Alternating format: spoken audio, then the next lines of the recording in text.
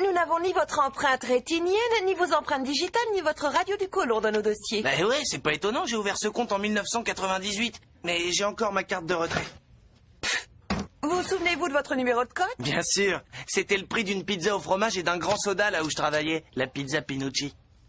Ok, il reste sur votre compte 93 cents.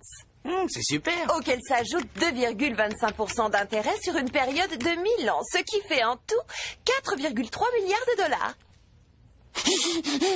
C'est n'importe quoi cet épisode. Il pourrait essayer d'être réaliste sur les chiffres.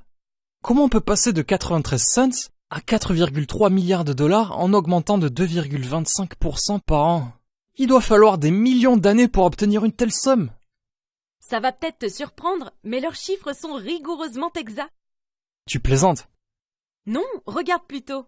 Appelons C de X le capital au bout de X années exprimé en dollars. C de 0 est égal à 0,93. C de 1 est égal à 0,93 plus 2,25% de 0,93, soit 1,0225 fois 0,93, etc., etc.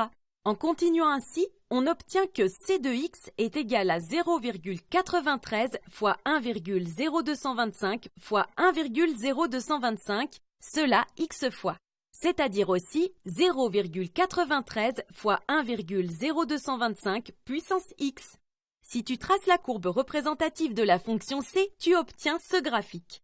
Et tu te rends compte que le capital au bout de 1000 ans est bien environ égal à 4,3 milliards.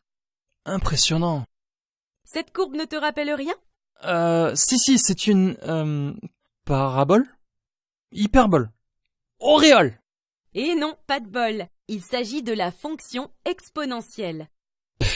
Jamais entendu parler. La fonction exponentielle est la seule fonction vérifiant les deux conditions suivantes. f' est égal à f et f de 0 est égal à 1. Et c'est quoi le rapport avec l'épisode de Futurama? Minute, tu vas comprendre. La fonction exponentielle, notée e de x, vérifie ce qu'on appelle une équation fonctionnelle.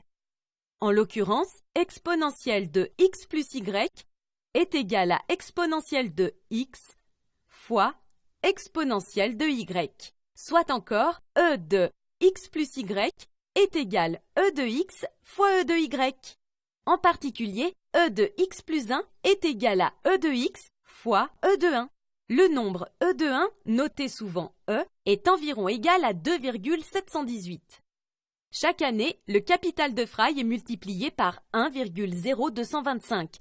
La fonction exponentielle, quant à elle, est multipliée par 2,718 environ. C'est le même cas de figure, même si les valeurs sont différentes. Et c'est tout ce que je dois savoir sur la fonction exponentielle? Non, tu as d'autres propriétés à connaître. D'ailleurs, certaines de ces propriétés découlent de l'équation fonctionnelle. Par exemple, puisque e de x fois e de moins x égale e de x moins x égale e de 0 égale 1, on peut en déduire que e de moins x est égal à 1 sur e de x.